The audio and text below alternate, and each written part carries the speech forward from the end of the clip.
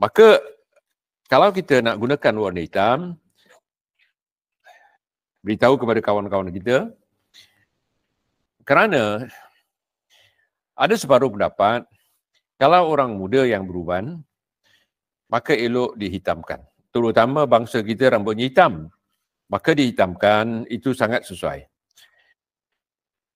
Kalau orang seperti orang Eropah atau orang-orang yang biasanya rambutnya kemerah-merahan atau kuning-kuningan, maka digalakkan pakai inai. Sebab bagi mereka kalau pakai hitam akan merubah warna rambut asalnya.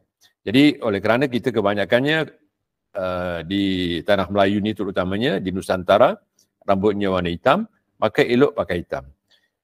Tetapi orang yang sudah tua, memang digalakkan warna inai. Tapi kalau pakai hitam itu tak ada masalah.